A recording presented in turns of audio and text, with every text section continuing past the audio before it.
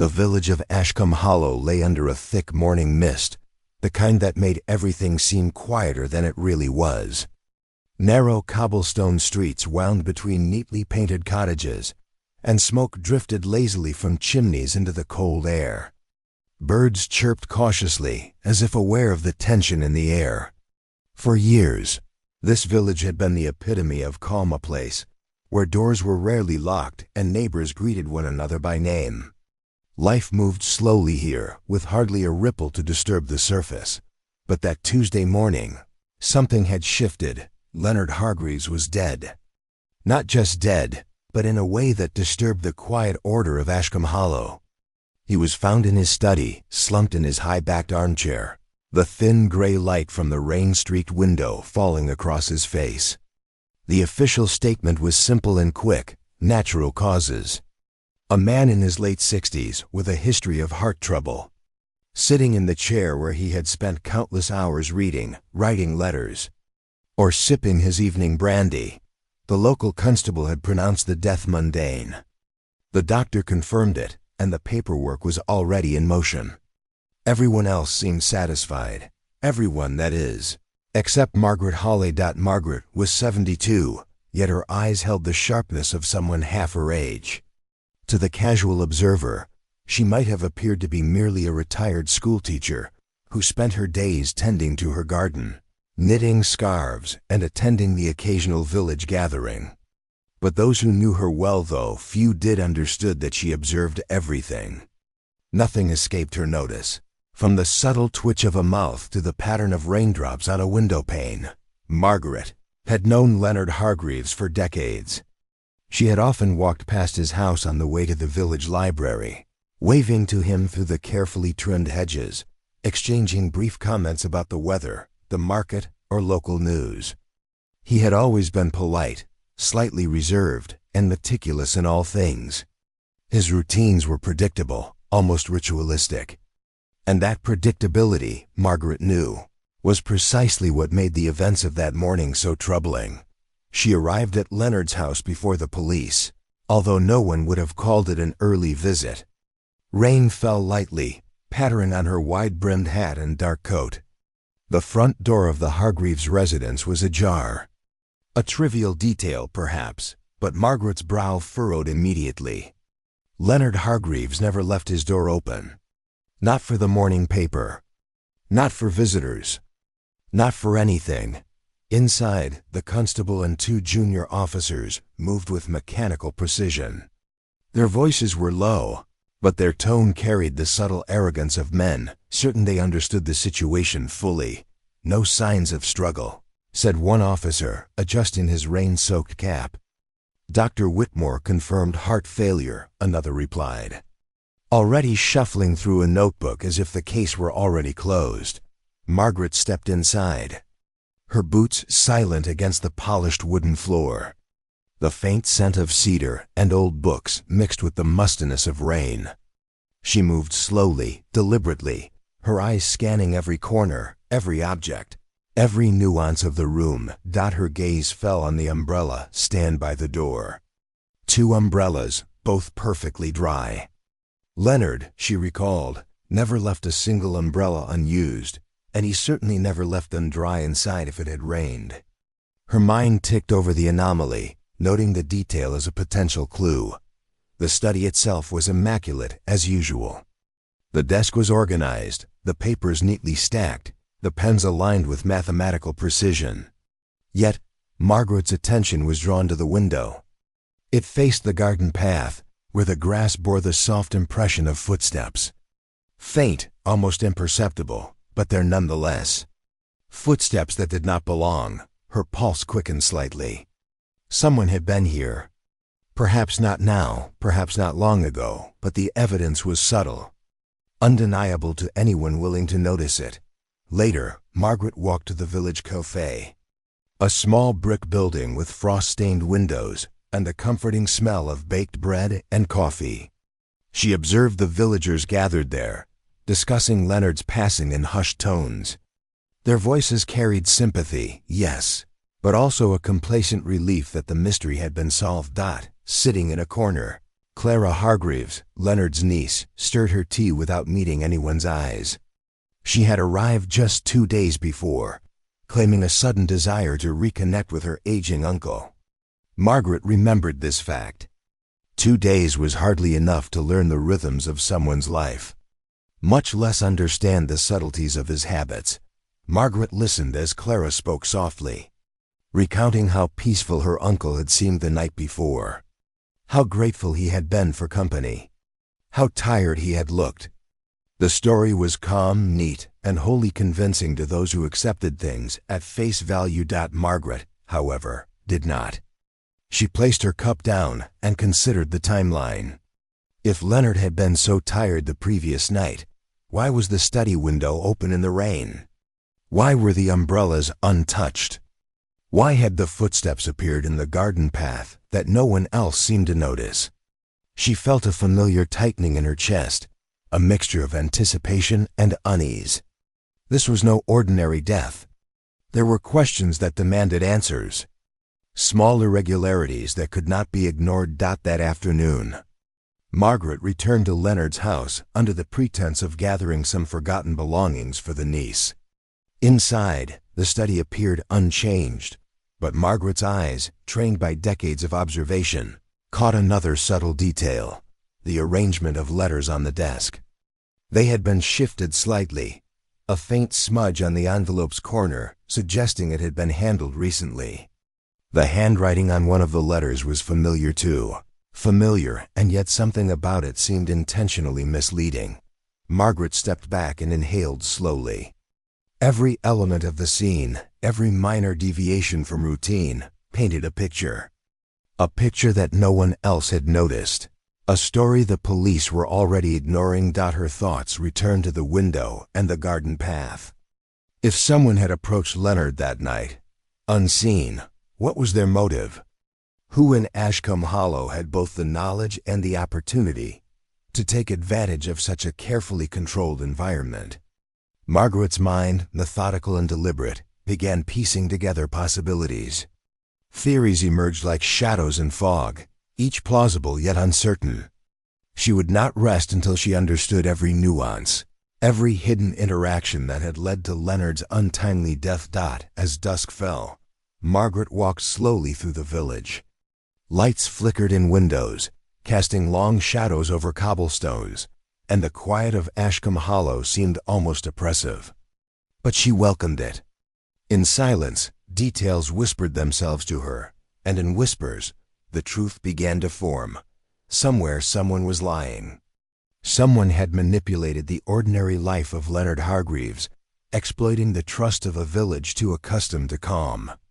And Margaret Hale, ordinary to all but a keen observer, had noticed the one thing the police ignored. The first clue, subtle as it was, had been found. The unraveling of Ashcombe Hollow's hidden dark. Margaret Hale returned home that evening, her mind still tracing the soft impressions in Leonard's garden path. The rain had ceased, leaving tiny droplets sparkling on the hedges and windowsills, and the faint scent of wet earth filled the air. She sat by her own small window, knitting needles idle in her lap, while her eyes scanned the familiar streets of Ashcombe Hollow. To any casual observer, she appeared serene, even distracted, yet in her mind, a web of observations was forming. The village rarely experienced conflict, yet Leonard's death hinted at something hidden beneath the surface, a truth the ordinary eye would miss. Her thoughts drifted to Clara Hargreaves. The niece's arrival had been abrupt, almost too sudden, and she had inserted herself into the household with practiced ease. Margaret recalled the faint hesitation in Clara's smile that morning, a subtle falter as she described her uncle's final evening. Not lying outright, Margaret noted, but concealing something. The kind of concealment that careful observation could unearth. Margaret walked to her study, a small, book-lined room at the back of her cottage. Here, she could think freely, away from the eyes of neighbors and villagers. On her desk lay her notebook, worn from years of meticulous records, observations, and thoughts about the oddities she had noticed in daily life. She began jotting down details: front door ajar, Unusual for Leonard. Two dry umbrellas, left untouched. Study window open in the rain. Garden path, showing footprints. Clara's hesitant demeanor. Each item seemed trivial in isolation, but together they suggested intentional disturbance. A deliberate orchestration masked as coincidence. Margaret's attention then shifted to Leonard's personal habits. He was meticulous about letters and correspondence. Any misplacement or disturbance in his papers would have been unusual. She recalled the slight smudge on the envelope she had noticed earlier, a detail invisible to anyone, but someone trained to notice the smallest anomalies. She remembered Leonard's routine vividly. Breakfast at 8 a.m. A short walk to the corner shop, a cup of tea by 9:30.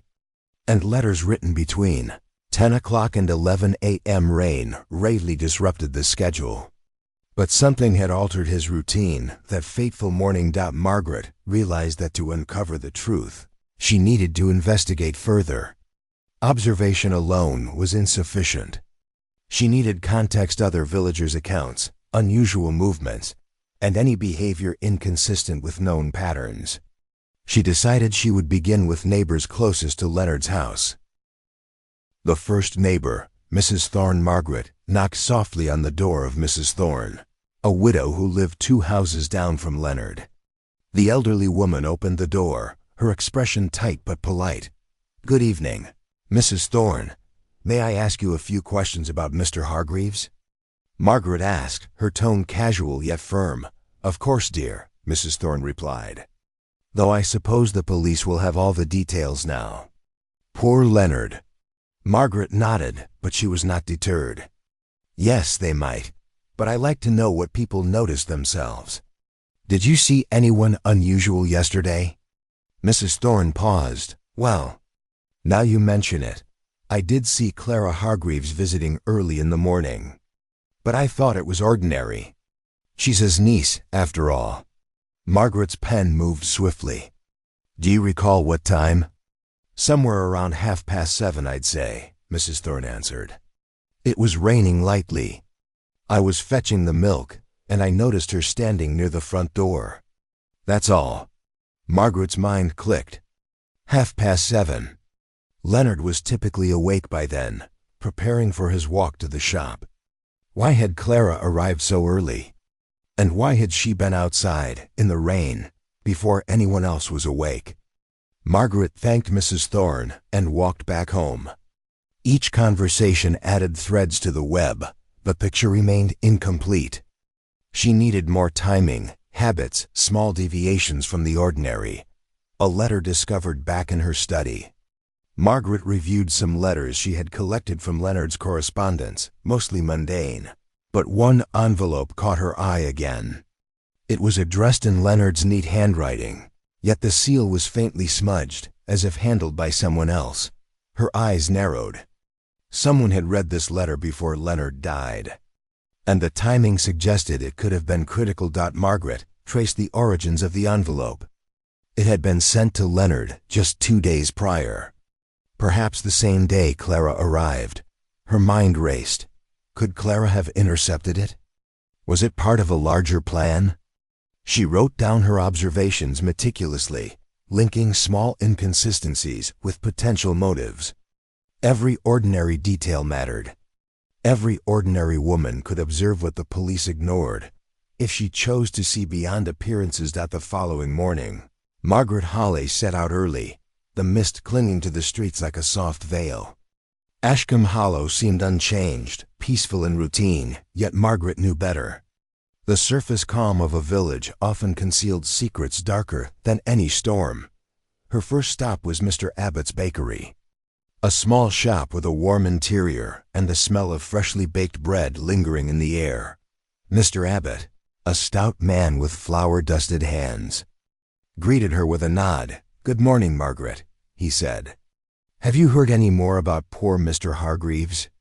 Margaret smiled politely. "I am hoping to gather a few observations, if you don't mind sharing. Did you notice anything unusual yesterday?" Mr. Abbott scratched his head. "Well, now that you ask, I did see a stranger walking past the house in the morning. Tall, dark coat, umbrella tucked under his arm. Didn't seem familiar. I didn't think much of it at the time, just thought it was a visitor. Margaret noted the time carefully. When exactly did you see this person? Just before I opened the shop, around 8 o'clock, I'd say, he replied. Her mind raced. Leonard had always had visitors, yes, but a stranger at that hour? And with the window open in the rain, it suddenly seemed far less ordinary. Margaret thanked Mr. Abbott and stepped back into the misty street. Piecing together the timeline, the tea shop encounter next, Margaret visited the Willow Tea Room, a cozy space where locals gathered to exchange news over steaming cups of tea. Inside, a small cluster of women were speaking in hushed tones. Their conversation halted briefly as Margaret entered, each woman keenly aware of her reputation as an observer. "Good morning," she said, taking a seat near the window. "May I join you?" The women nodded, glancing at one another. Margaret smiled politely, then leaned slightly forward. "I'm hoping to understand more about Mr. Hargreaves' last hours. Anything that seemed unusual to you?" One woman, Mrs. Langley, stirred her tea thoughtfully. "There was a quarrel," she said quietly. "Not a loud one, but I heard raised voices through the hedge. It was late morning, just as I was returning from the post office." Margaret's pen moved swiftly. Quarrel, late morning. Coinciding with Leonard's usual letter writing? She asked for more details. "It sounded like an argument," Mrs. Langley continued. A woman's voice, very controlled, but firm. The man seemed frustrated. I couldn't hear the words clearly, but it didn't seem friendly. Margaret nodded, internalizing the clue. It aligned with her suspicion. Someone close enough to know Leonard's routines, daring enough to confront him in his own home. Subtle contradictions, back in her own cottage. Margaret reviewed her notes. She noticed patterns forming among the observations. Clara Hargreaves arrived unexpectedly early. Before Leonard's usual routine, a stranger was seen. Near the house around the same time, the open window and untouched umbrellas suggested the presence of someone in the house. Voices had been heard, controlled yet tense.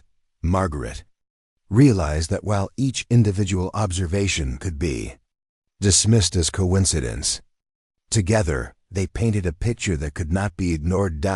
She also considered human behavior. People often lied not maliciously, but out of fear, convenience, or self-interest. Small inconsistencies in storylines could unravel truths hidden beneath years of assumed order. Margaret's eyes fell on a small silver locket she had noticed in Leonard's study the previous day. It lay on the corner of his writing desk, open slightly, as though someone had handled it recently. The chain had a faint smudge. Perhaps a struggle? Or an intentional placement? Her thoughts were interrupted by a soft knock on the door. It was Constable Myers, the officer in charge of the case. He seemed unusually tense. "Good morning, Mrs. Hale," he said cautiously. "I hear you've been making inquiries about Mr. Hargreaves. I'm not sure that's necessary." Margaret smiled gently. "Constable, I am simply a concerned neighbor, observing the ordinary things people often overlook. Perhaps you'll allow me to take my own notes?" Myers hesitated, then nodded. "Be careful, Mrs. Hale. Not everything is as it seems." Margaret's eyes twinkled. "Indeed, Constable. That is precisely why I pay attention." A clue revealed later that afternoon. Margaret returned to Leonard's house under the pretense of returning a book he had lent her. The house was quiet, empty except for the faint ticking of the grandfather clock. She moved deliberately through the rooms, eyes sharp for detail. Her gaze landed on a small envelope tucked beneath a corner of the desk blotter. She had not noticed it before. The handwriting was peculiar, unfamiliar. The envelope was sealed, but the wax bore an impression that had been partially scraped. Someone had tampered with it. Margaret's heart quickened. Whoever had handled this letter had gone to great lengths to conceal their actions. A carefully orchestrated manipulation, one that the police had completely overlooked. As she stepped back and surveyed the study, the open window, the misplaced items, and the quiet traces of movement came together in her mind. She understood something fundamental. The killer was among the villagers, hidden in plain sight, and she, an ordinary woman with extraordinary observation skills, was now on the trail. By late afternoon, Margaret Hale found herself walking slowly back toward Hargreaves' residence, her mind restless with observations, conjectures, and the tiny anomalies that had begun to build into a pattern. Ashcombe Hollow remained its usual calm self on the surface. Children's laughter echoed faintly from the schoolyard, and a black cat slinked across a garden wall. But beneath this familiar tranquility, Margaret sensed the pulse of something hidden, almost imperceptible, inside the Hargreaves home. Clara Hargreaves sat quietly in the study, her hands folded neatly over her lap. Her face, pale and composed, reflected a calm exterior. But Margaret, who had spent years watching the nuances of human behavior, noticed the subtle twitch of Clara's right hand and the slight narrowing of her eyes whenever she glanced at the open window. "Good afternoon, Miss Hale," Clara said, her voice calm but carefully measured. "I didn't expect to see you again so soon." "Afternoon, Clara," Margaret replied softly, settling into a chair across from her. "I hope you don't mind my curiosity. I am trying to understand a few details about your uncle's final day." Clara's lips pressed together briefly. "I don't mind. I only wish it weren't under such circumstances." Margaret nodded, her gaze unwavering. "Of course. I only want to ensure that what happened is fully understood." The conversation began innocuously, with Clara recounting her arrival 2 days prior, her visits, and the conversations she had shared with her uncle. Yet Margaret listened not only to her words, but to her gestures, her pauses, and the way she arranged her hands, a subtle choreography that, to Margaret, revealed as much as speech. "Clara," Margaret asked carefully, "when you arrived that morning, did you notice anything unusual about your uncle's routine?" Clara hesitated, tilting her head slightly. "Not particularly. He seemed tired, as he often did. We spoke briefly, and then he returned to his letters. That's all." Margaret's pen hovered over her notebook. The claim seemed ordinary, almost too neat. She pressed further. "And did anyone else visit that morning? Perhaps someone delivering letters, packages, or unexpected guests?" Clara's eyes flicked momentarily toward the study window, now partially closed. "No, no one else," she said quickly. "It was just us." Margaret made a small note. A single contradiction, almost imperceptible, yet significant. Mrs. Langley had heard voices, Clara's voice, and another, raised but hushed. Who else could have been there? Margaret would need to verify this further. A hidden letter after her conversation with Clara. Margaret excused herself and moved carefully through the house, retracing her steps from the previous day. In a small drawer beneath Leonard's desk, she discovered another envelope, hidden partially under a stack of ledger papers. It was unmarked, but the wax seal bore a faint impression of a symbol she did not immediately recognize. She traced it lightly with her fingers. Someone had wanted this letter concealed. Someone had been careful, yet in their effort, they had left a trail in the stake that Margaret, with her patience and observation, could exploit. Margaret studied the desk layout. Each item appeared ordinary, but slight displacements, the angle of a pen, the tilt of a blotter, and the smudge on the locket formed a pattern of human presence and intention. She began to suspect that Clara's story might not be complete. Not intentionally malicious, perhaps, but she had omitted certain details that Margaret intended to uncover. The village gossip returning to the village in the early evening. Margaret stopped briefly to speak with Mr. Cartwright, the postman. He was a wiry man, quick of step, who delivered letters to the village with almost uncanny punctuality. "Margaret, evening," he greeted. Did you hear about Leonard?" "I did," Margaret replied, her tone casual. "But I am more interested in your observations. Did anything strike you as unusual in the last few days?" Cartwright rubbed his chin thoughtfully. "Well, now that you mention it, there was something. A few letters were delivered to the house earlier than usual. One in particular, I thought it odd, but I didn't pay much attention. The envelope looked different." Margaret noted the delivery times, the unusual envelope, and the alignment with Clara's visit. Patterns were emerging, faint yet discernible. A sudden arrival, an altered routine, and subtle manipulations within the household.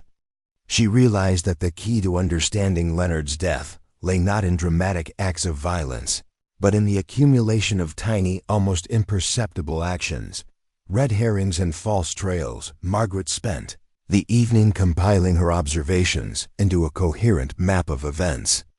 She recorded Clara's arrival, precise timing, and slightly inconsistent statements, footprints in the garden path, voices overheard by neighbors. The tampered letter and displaced objects on the desk, the subtle smudge on the locket, hinting at recent handling. Each clue alone seemed trivial, almost a coincidence. Together, however, they suggested orchestration, planning, and human intention. Margaret allowed herself a quiet smile. The police had dismissed the death as natural. Yet she could see what they could not: the careful orchestration of circumstances, the small manipulations, the traces left behind by someone confident that ordinary people would overlook them. It would take patience, persistence, and keen observation. But Margaret Hale was neither ordinary in perception nor easily discouraged. As she returned home that night, the village seemed calm once again. But Margaret knew better. The ordinary exterior of Ashcombe Hollow hid a secret, and tonight she had taken her first true steps toward uncovering it. By nightfall, Ashcombe Hollow had returned to its usual quiet, the streets empty, the cottages dimly lit, and the air carrying a faint chill. Margaret Hale sat at her small oak desk by the window, candlelight flickering across her meticulous notes. The village may have believed Leonard Hargreaves' death to be a matter of natural causes, but to Margaret, every small inconsistency pointed to something far more sinister. She spread her observations before her. Clara Hargreaves' early, unusual arrival and slight contradictions in her account. Footprints in the garden, unexplained and faint. An open window, despite rain, suggesting unauthorized entry or exit. Voices heard by Mrs. Langley, controlled yet tense. A tampered letter, concealed envelope, and displaced objects on the desk.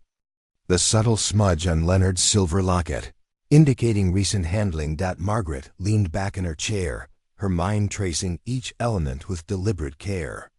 Each was minor, almost meaningless in isolation, but together they formed a pattern of human intent. Someone had planned, manipulated, and acted with knowledge of Leonard's habits. And the ordinary police had dismissed it all. Piecing the puzzle, Margaret visualized the timeline. Clara's arrival had coincided with the delivery of the mysterious letter. The footprints suggested movement across the garden path, possibly unnoticed by any ordinary observer. The voices overheard indicated a conversation, possibly an argument, between two individuals, one of whom was likely Clara, but Margaret also considered other possibilities. Could the stranger observed by Mr. Abbott have been involved? Was this someone unknown to the household, or was it someone trusted, moving confidently in familiar surroundings? She drew a small diagram in her notebook, connecting locations, timings, and individuals. Each arrow represented a subtle clue, each circle a person or object. The network was complex, yet coherent, a hidden web underlying the seemingly ordinary life of Ashcombe Hollow. First theory. After hours of reflection, Margaret arrived at her first working theory. She did not yet know the exact perpetrator, but the direction was clear. Leonard's death was not purely natural. Someone close to him had manipulated circumstances to mask foul play. The key lay in timing, observation, and small disruptions details everyone else had ignored.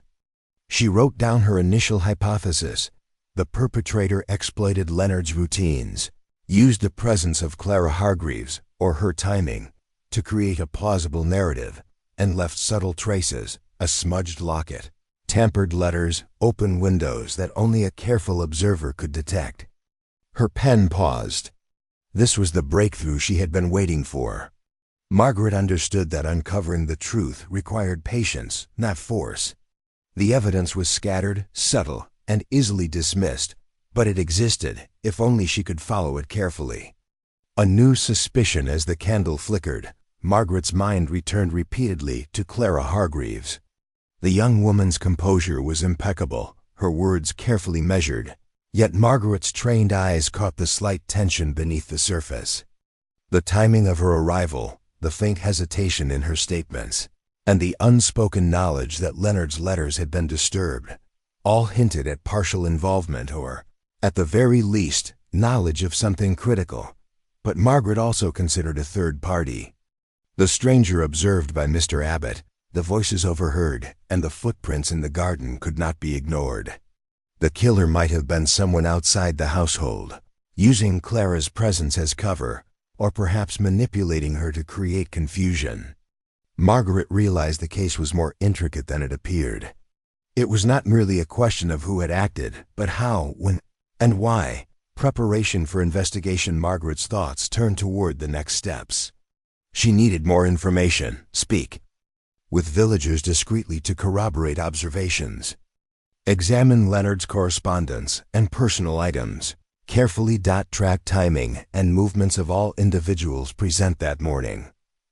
Understand Clara's motivations and connections. She knew the investigation would take patience. Any hasty conclusion would be disastrous. The ordinary village, with its polite smiles and quiet streets, concealed danger, but Margaret's insight, attention to detail, and relentless curiosity would allow her to uncover it. As she extinguished the candle and prepared for bed, Margaret felt a mixture of anticipation and resolve.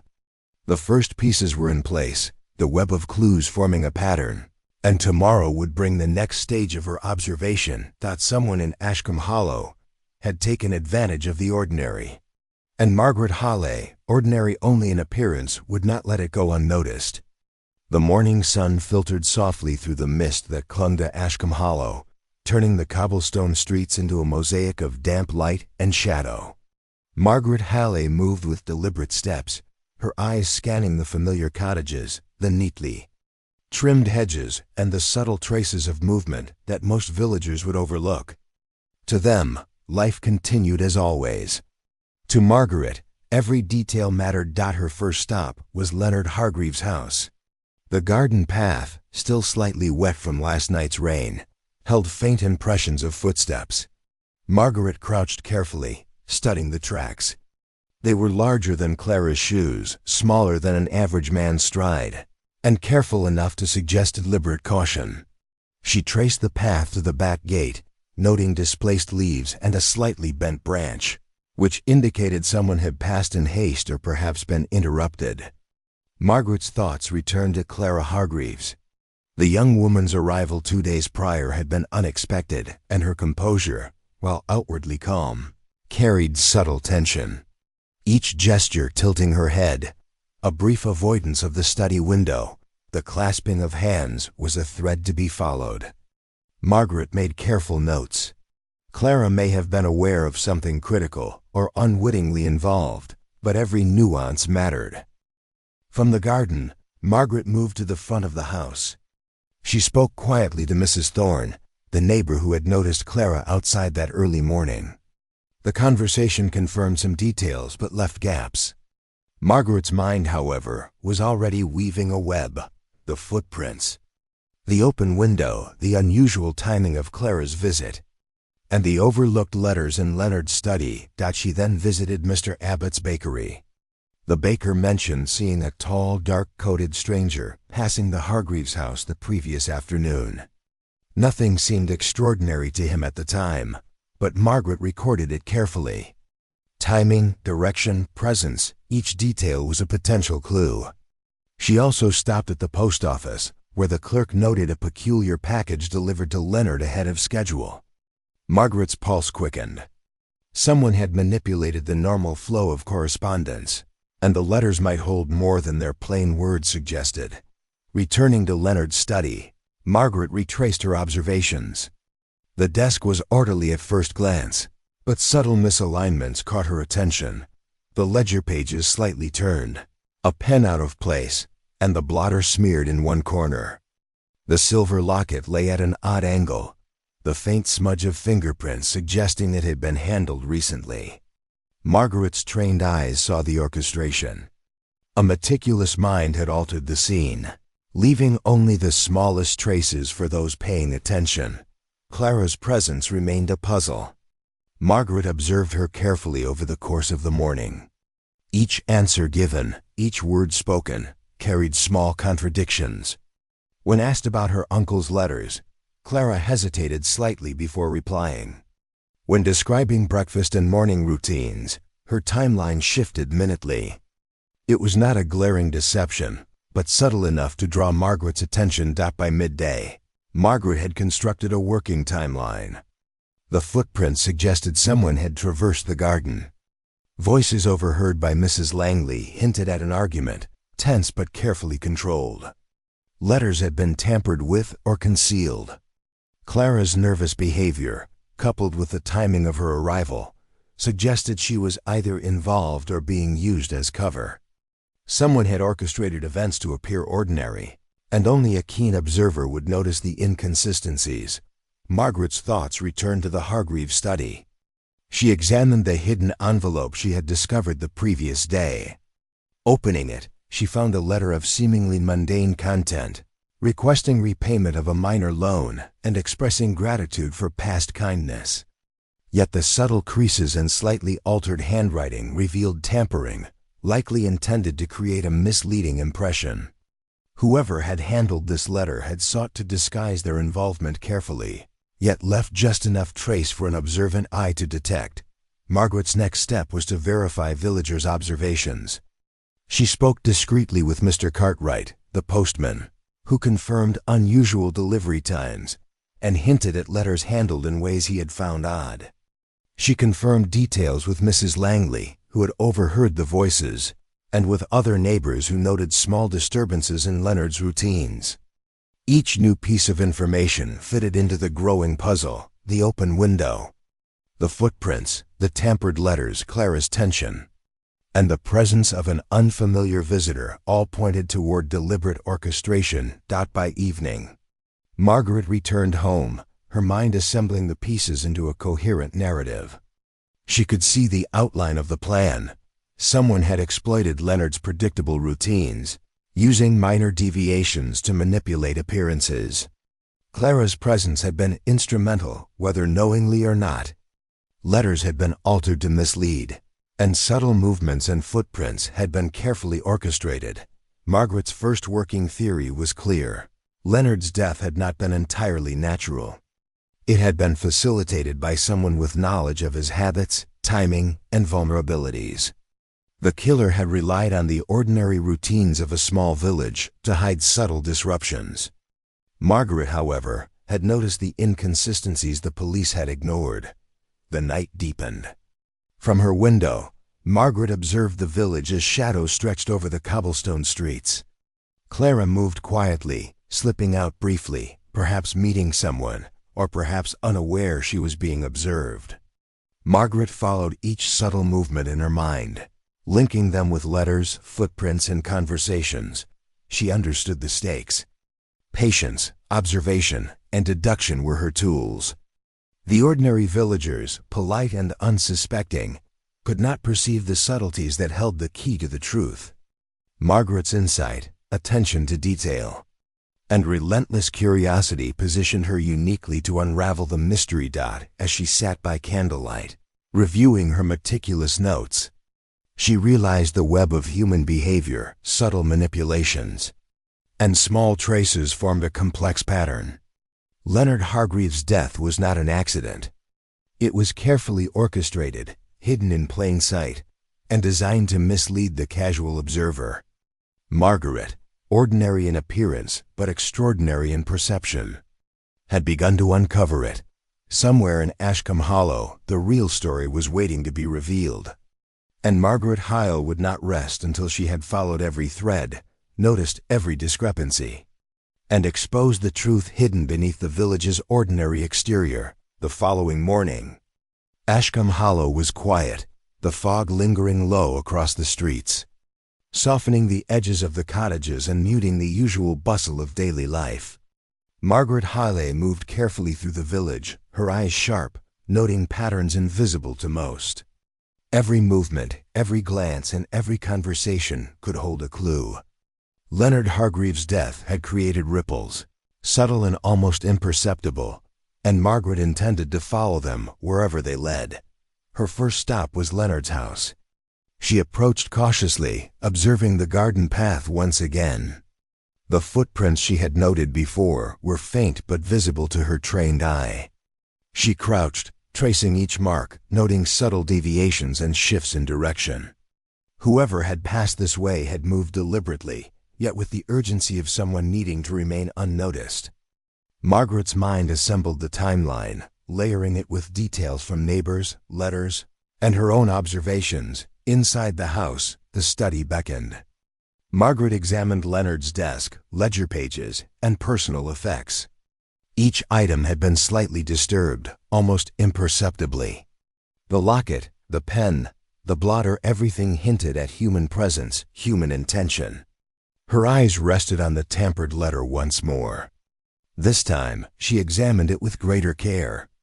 Slight folds, altered handwriting, and faint fingerprints revealed more than its content. Someone had manipulated Leonard's communication to create a misleading impression. Margaret noted everything meticulously. Margaret then focused on Clara Hargreaves. The young woman moved through the house with practiced composure, yet Margaret noticed tension beneath the surface. The tilt of her head, the brief avoidance of eye contact, the tight clasp of her hands all spoke of unease. Margaret's mind catalogued each nuance. Clara may not have been the direct cause of Leonard's death, but she had been part of the circumstances, knowingly or otherwise. Margaret left the house and wandered the village. She spoke quietly with neighbors. Mrs. Langley confirmed the raised voices she had overheard. Mr. Cartwright, the postman, noted unusual delivery times. Mr. Abbott, the baker, mentioned the stranger who had passed the house. Each testimony added threads to the growing web. Margaret's mind connected footprints, voices, tampered letters, and unusual visitor patterns into a coherent, though incomplete, narrative. By midday, Margaret returned to Leonard's study. She examined the hidden corners and overlooked items, the small envelope beneath the blotter, the faint smudge on the locket, and the ledger pages slightly misaligned. She realized that the disturbances were deliberate, orchestrated to appear ordinary while concealing intent. Margaret also began considering motives. Leonard Hargreaves had lived quietly, yet he had relationships, minor disputes, and financial transactions that could provide incentive. One possibility emerged. Someone had exploited Leonard's predictable routines and the ordinary rhythm of village life to execute their plan without detection. The letters, tampered and concealed, were a vital part of the scheme. As afternoon approached, Margaret focused on timing and movement. She observed Clara leaving the house briefly, walking toward the edge of the village. Margaret followed unobtrusively, noting every interaction. Clara met briefly with a villager Margaret did not recognize. The encounter was brief but purposeful, words exchanged, gestures made, and then Clara returned home. Margaret carefully recorded everything. The young woman might not have been fully aware of what she carried or conveyed, but she was part of the puzzle. Margaret's mind worked in parallel tracks, footprints, letters, interactions, and deviations from routine. She realized the orchestration had relied on creating layers of ordinary behavior to disguise subtle manipulations. Each minor act, an open window, a smudged locket, a slightly altered letter, served to mislead anyone not paying close attention. By evening, Margaret returned home and reviewed her notes. She mapped out a working theory. Leonard's death had been facilitated by someone. Exploiting ordinary routines, Clara's presence had been used. Possibly manipulated. A third party had been active, moving through the garden, intercepting letters, and creating distractions, subtle disturbances. The locket, ledger, and footprints were deliberate traces left for those who were observant. Margaret understood that the case required both patience and keen perception. The ordinary villagers, unaware of subtle deviations, could not perceive the orchestration. Only by following minute clues and human behavior could the truth be uncovered. Night fell over Ashcombe Hollow, and the village seemed peaceful. But Margaret knew better. The ordinary exterior concealed intention, manipulation, and human motive. She reviewed her mental timeline, considering every individual, every movement, every letter, and every trace. The puzzle was intricate. But Margaret had the framework: footprints, letters, voices, and interactions all pointed toward someone orchestrating events from behind the scenes. Margaret resolved to act carefully. She would observe, question, and cross-reference each clue. Every villager could hold a piece of the puzzle. Every ordinary action could conceal extraordinary meaning. The investigation had entered its next phase: active pursuit of the threads. Following subtle deviations to uncover hidden truths, Margaret extinguished the candle, her mind alert and alive with possibilities. Somewhere in Ashcombe Hollow, the orchestrator of Leonard Hargreaves' death moved undetected. Margaret, ordinary only in appearance, had begun to see the invisible threads, connecting actions, motives, and subtle hints into a pattern that could reveal the truth. Tomorrow, she would follow every lead, confront inconsistencies, and probe deeper into human behavior. The ordinary would no longer conceal the extraordinary, and with that resolve, Margaret Hale prepared for the next day, aware that one small will be the next morning. Ashcombe Hollow awoke under a thin veil of mist, the streets quiet and seemingly untouched by the events of the past days. Margaret Hale stepped outside, her eyes already scanning patterns invisible to the ordinary observer. Every gesture, every movement, every trace could carry significance. Every ordinary detail could conceal extraordinary meaning. She began by revisiting Leonard Hargreaves' house, moving carefully through the garden. The footprints, faint but distinct, were still present in the damp soil. Margaret traced them meticulously, noting slight deviations and overlaps. They suggested more than one person, moving at different times, with a deliberate attempt to disguise timing and intention. Inside, the study awaited. Margaret's gaze rested on the ledger, letters, and locket. The tampered correspondence remained the most compelling clue. The folds, fingerprints, and slight misalignment of the ink revealed someone had handled the letters with care, intending to mislead. Margaret's mind catalogued the small disturbances: tilted papers, displaced objects, and the faint smear on the locket. Each hinted at human presence, human calculation, and subtle orchestration. Margaret's attention then returned to Clara Hargreaves. The young woman, poised and polite, moved with a careful rhythm, yet Margaret noticed tension beneath her composed exterior. Clara's answers, precise but sometimes slightly inconsistent, hinted at knowledge she had not fully disclosed. Margaret's observations extended to small gestures: a tilt of the head, brief avoidance of eye contact, a tightening of hands. Every movement was a potential window into hidden truths. Margaret decided it was time to probe deeper. She began questioning neighbors more directly.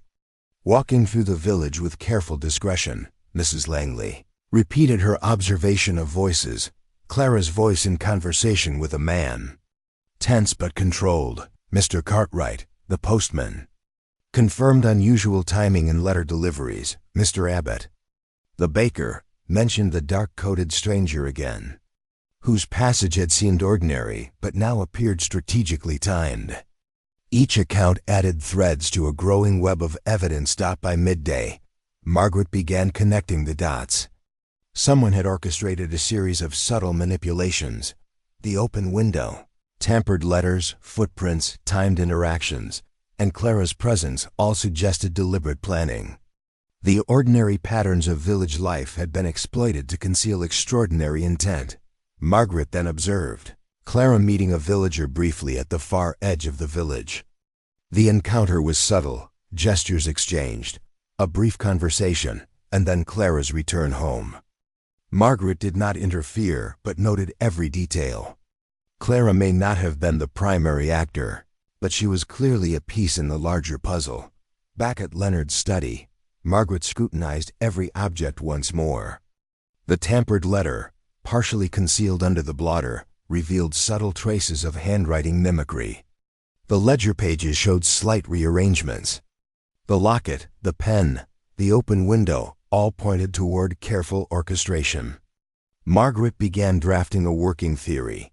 Leonard's death had been facilitated through manipulation of daily routines. Subtle misdirection and carefully orchestrated human activity. By evening, Margaret reflected on the day's observations. The ordinary exterior of Ashcombe Hollow concealed layers of deception. The orchestrator of events had relied on predictable routines and human assumptions to mask their involvement. Margaret's first deductions were forming into a coherent framework. Leonard's death was not entirely natural. Someone close to him had manipulated circumstances to conceal intent. Clara had been involved, knowingly or not, as a distraction or unknowing participant. Subtle traces, footprints, letters, locket, ledger pointed toward deliberate orchestration. Margaret knew that patience, observation, and careful deduction would uncover the truth. The ordinary villagers, unaware of small deviations, could not perceive the intricate manipulations that had taken place. Only through meticulous attention to human behavior and subtle evidence could the orchestrator's plan be exposed. As night fell, Margaret sat by candlelight, reviewing her meticulous notes. The village appeared calm, but she knew that beneath the quiet surface, intentions and secrets were at play. The threads of observation, human behavior, and subtle clues had begun to form a pattern. Margaret understood that the investigation had reached a critical stage. The clues were aligned. The suspect's behaviors were mapped, and the manipulations were becoming visible. She had uncovered the invisible web connecting letters, footsteps, voices, and gestures. Somewhere in Ashcombe Hollow, the orchestrator moved unseen, relying on ordinary assumptions to hide extraordinary intent. Margaret, ordinary only in appearance, would now follow every thread, observe every nuance, and uncover the hidden truth. Tomorrow, she would confront inconsistencies, question motives, and follow the smallest clues to their source. The ordinary would no longer conceal the extraordinary. Margaret extinguished the candle, her mind alert and alive with possibilities, ready to begin the next stage of discovery.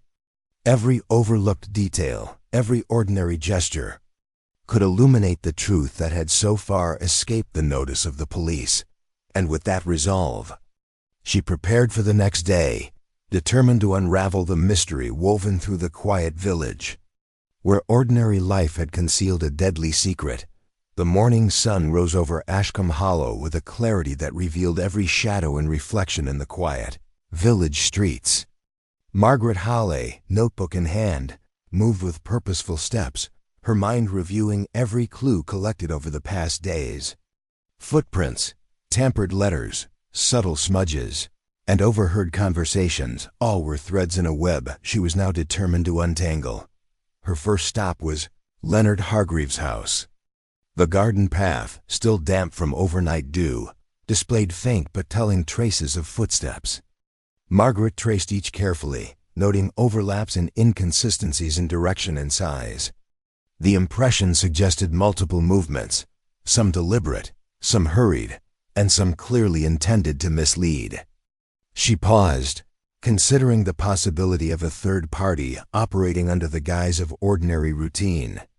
Inside the house, the study awaited. The tampered letters lay on the desk, partially concealed beneath the blotter. The locket remained slightly askew, and ledger pages had been subtly rearranged. Margaret's eyes scanned each object, reconstructing the sequence of events.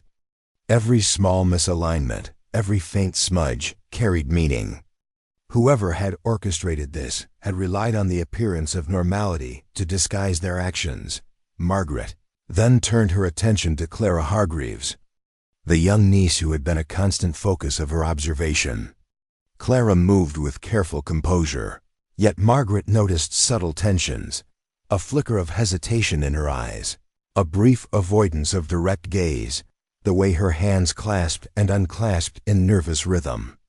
Margaret approached cautiously, speaking in a tone both gentle and probing. "Clara," she began, "I need to understand every detail of your uncle's last days. Even the smallest discrepancy may matter." Clara hesitated, then nodded. I've told you everything I remember," she replied, voice steady but tinged with apprehension. Margaret observed closely. "We all tend to forget things under stress," she said softly. "Perhaps something seemed ordinary to you at the time, but now it might reveal its importance." The young woman's eyes flickered. "There was someone else. I didn't want to mention it before, but—" She paused. Margaret leaned forward, pen ready, noting the sudden admission. "Go on," she prompted. "There was a visitor," Clara whispered. "A man I didn't recognize. He came while I was in the garden. He seemed purposeful. I tried to watch discreetly, but he noticed me. He left shortly after, and I didn't see him again." Margaret's mind raced. This corroborated the witness reports of a stranger and matched the footprints she had studied. The orchestrator was likely an outsider exploiting the routines of the household.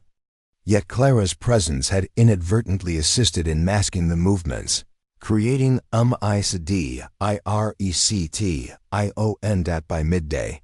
Margaret began interrogating the villagers discreetly. Each interaction revealed nuances. Mr. Cartwright, the postman, confirmed unusual delivery patterns. Mrs. Langley remembered raised voices near the study window. Mr. Abbott, the baker, recalled the stranger passing the house with a purposeful stride. Margaret cross-referenced every statement, mapping movements, timings, and possible motives. She realized that small actions and minor deviations from routine were deliberate clues, meant either to conceal or to mislead. Leonard Hargreaves' death was not an accident. It had been engineered with precision. Letters were tampered with, movements timed, and appearances manipulated to suggest natural causes. By late afternoon, Margaret returned to the Hargreaves study, piecing together her deductions. The tampered letters had been orchestrated to hide communication that could reveal motive. The open window had allowed a third-party access to the study without notice. Clara's arrival and movements had been leveraged to provide distraction. Even the footprints in the garden were part of a carefully staged sequence to confuse observers. Margaret summarized her working theory. Leonard Hargreaves' death had been facilitated by human manipulation, not purely natural causes. Clara Hargreaves had been partially aware of events, but not the primary orchestrator. A third party, an outsider or less obvious villager, had executed a subtle plan to disguise intent. Minor disturbances, the locket, ledger, letters, and footprints were deliberate, indicators left for those paying attention. She now faced the challenge of identifying the orchestrator and uncovering motive. As evening descended, Margaret observed the village from a quiet vantage point. Shadows moved across cottages and hedgerows, footsteps echoed faintly, and the ordinary exterior of Ashcombe Hollow concealed tension and deception. Margaret's keen perception caught every irregularity, a hand lingering too long on a gate, a glance exchanged between villagers, subtle hesitations in conversation. Margaret resolved to confront inconsistencies directly the next day. She would speak individually with those present on the day of Leonard's death, observing reactions and testing their recollections. Each detail, no matter how small, could illuminate the hidden truth. By nightfall, Margaret had outlined her confrontation strategy. Speak with Clara Hargreaves again. Carefully observing for unspoken truths. Re-interview witnesses who reported unusual activity. Confirming the sequence of events. Examine letters, ledger entries, and objects for inconsistencies in handling or placement. Map movements of all potential suspects. Matching footprints, gestures, and timing. The ordinary had concealed the extraordinary until now. Margaret, ordinary only in appearance, was ready to uncover every secret, every manipulation, and every hidden motive. The threads were visible to her, and she would follow them to the truth. Revealing the orchestrator, who had assumed the quiet village would shield their actions. As the candlelight flickered across her desk, Margaret felt a quiet sense of anticipation.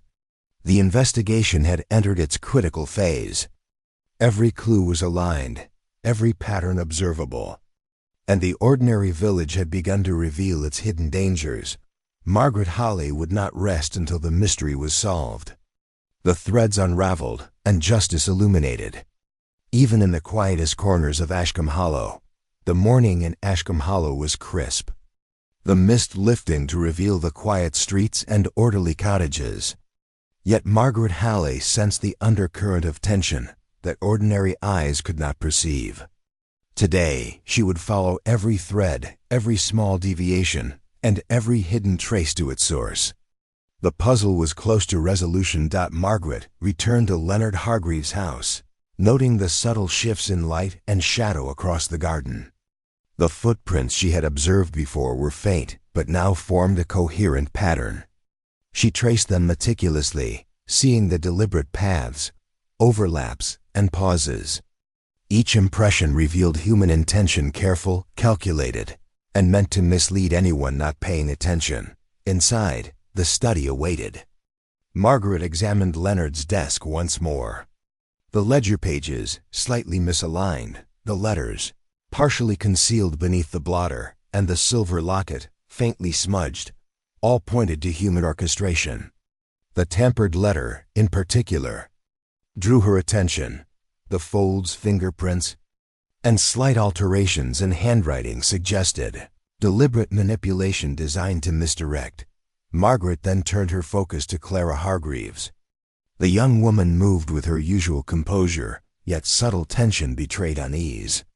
Margaret approached gently. "Clara," she began, "I need to know everything, anything you might have noticed, no matter how small. Even the ordinary details could be crucial." Clara's hands trembled slightly as she reached for a chair. I've tried to recall everything," she admitted. "But I kept thinking nothing seemed important." Margaret leaned forward. "Ordinary things often hide extraordinary truths. What you thought was insignificant may be the key." Clara paused, then whispered, "There was a shadow in the study window the day before my uncle died. I thought it was just a passerby, but something felt wrong. Someone was observing, watching. I didn't recognize them." Margaret's heart quickened. This corroborated earlier observations of a stranger and matched the footprints she had studied. The orchestrator was clearly an outsider, exploiting ordinary routines and the household's predictable rhythm.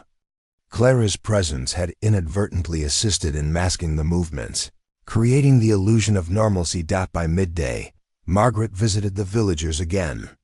Each conversation added new threads. Mr. Cartwright, the postman, confirmed unusual letter delivery sequences. Mrs. Langley recalled faint, hurried voices in the garden. Mr. Abbott, the baker, had seen the stranger passing with purposeful stride. Margaret pieced together the movements, timings, and subtle interactions. She began reconstructing the final sequence of events. The orchestrator had relied on timing and presence of ordinary individuals to create cover manipulation, of letters and objects to mislead subtle footprints, gestures, and small disturbances to conceal true intent. Margaret's mind connected all these clues into a coherent narrative. Each seemingly trivial action, an open window, a smudged locket, displaced ledger pages, revealed careful planning. As afternoon deepened, Margaret decided it was time to observe directly from vantage points. She watched as villagers moved through familiar routes, noting patterns and deviations. Clara was careful to avoid unusual attention. Yet Margaret observed a fleeting interaction at the far edge of the village. A brief meeting. A whispered conversation, a subtle hand gesture. The pieces fell into place. Margaret realized the orchestrator had used Clara unwittingly, exploiting her predictable behavior to mask their own movements. Footprints, letters, gestures, and timing had all been manipulated to create a false narrative, hiding the truth in plain sight. By evening, Margaret returned to the Hargreaves study for one final inspection. She carefully reviewed every letter, ledger entry, and object. The tampered correspondence, when compared to other handwriting samples, revealed slight inconsistencies pointing to deliberate imitation. The open window indicated access by someone aware of the room's routines. Footprints outside confirmed multiple entries and exits. Margaret's mind raced, but her deductions were clear. Leonard's death was orchestrated, not accidental. Clara had been a minor participant, unaware of the full extent, while the true orchestrator had manipulated ordinary appearances to hide extraordinary intent.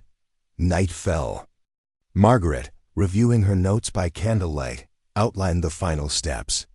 She would confront the orchestrator directly, using observation, careful questioning, and subtle inference.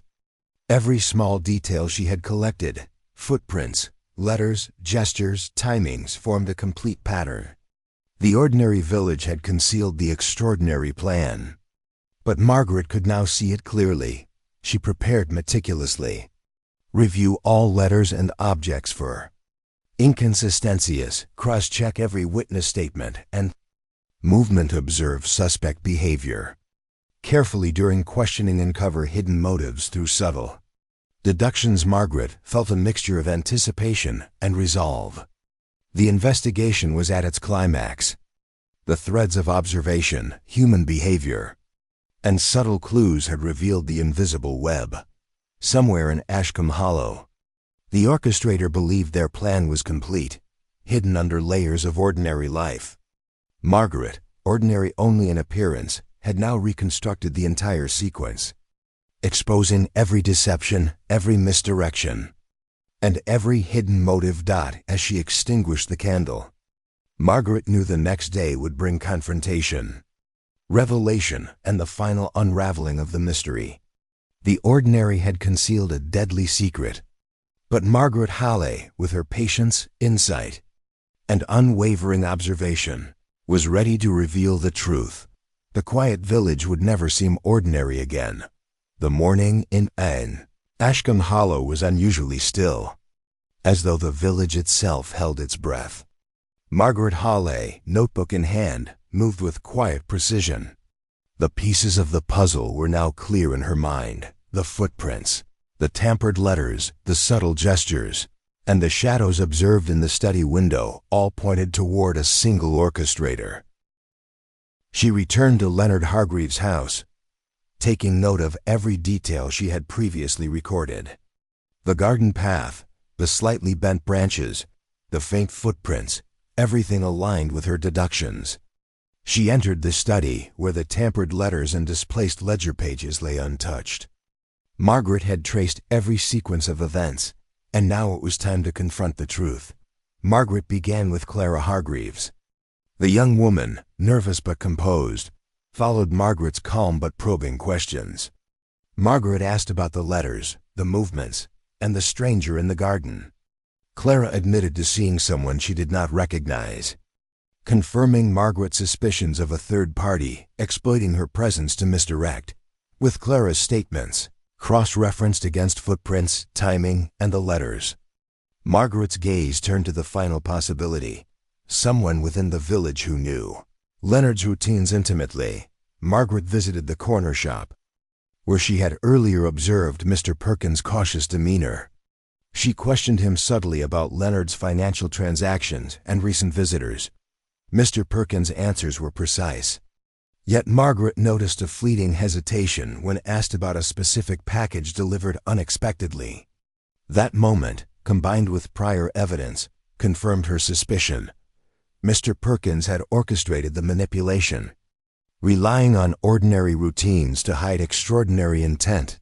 By afternoon, Margaret had assembled the final picture. Leonard's death had been facilitated by careful timing, subtle manipulation of letters, and exploitation of human behavior. Mr. Perkins had created diversions, using Clara's predictable actions, manipulating mail delivery, and relying on villagers' assumptions to maintain the facade of normalcy. Every footprint, smudge, and gesture now formed a coherent narrative. Margaret returned to confront Mr. Perkins directly. She did so with calm, precise questioning, observing every reaction. "Mr. Perkins," she began, "I believe you are aware of the movements and manipulations surrounding Leonard Hargreaves' last days. Perhaps you intended to create a story of ordinary accidents, but the truth reveals otherwise." Perkins' composure faltered for the briefest instant. His eyes darted to the floor, hands tightening unconsciously. Margaret continued, presenting each observation methodically. The footprints, the tampered letters, the timing of deliveries, and the subtle cues Clara had observed. By the time she finished, Perkins' defenses crumbled. The pattern of manipulation, the careful orchestration, and the exploitation of ordinary routines were undeniable. I did not intend to harm him directly," Perkins stammered, "but it was meant to appear natural. I only wanted the debt cleared, nothing more." Margaret nodded slowly. Every action, every misdirection had been a calculated risk, but the ordinary village had not shielded him from scrutiny. As evening fell, Margaret reflected on the resolution. The ordinary appearances of Ashcombe Hollow had concealed a web of human motives, deception, and subtle manipulation. Through careful observation, methodical deduction, and patient attention to detail, she had uncovered the orchestrator, exposed the motives, and revealed the truth that police had overlooked. Clara, relieved, thanked Margaret quietly. "I never realized how much I had overlooked," she said. Margaret smiled gently. "The ordinary often hides the extraordinary. One must only observe carefully, notice the subtle signs, and connect the threads. The village would return to its quiet rhythm." But Margaret knew that beneath its ordinary surface, life remained a tapestry of human behavior, small secrets, and untold stories. Leonard Hargreaves' death had been revealed for what it truly was, and the threads of ordinary life had been carefully untangled to expose the truth. Margaret Hale, ordinary only in appearance, had noticed the one thing the police ignored, and in doing so, had restored clarity and justice to Ashcombe Hollow. The night settled over the village, peaceful once more. But with Margaret's insight casting light on Ashcombe Hollow woke to a calm, ordinary morning. The mist had lifted entirely, revealing the quiet streets, neatly tended gardens, and the familiar cottages of the village. Yet beneath this ordinary exterior, life had shifted subtly.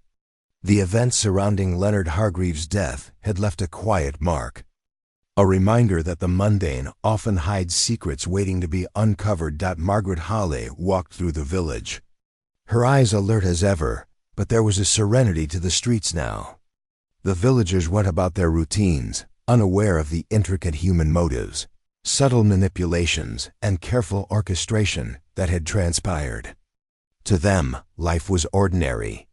To Margaret, every shadow, gesture, and footprint still carried meaning. She visited Clara Hargreaves, who was tending her uncle's small garden with renewed composure. The young woman looked up as Margaret approached. "Thank you, Miss Hale," Clara said softly.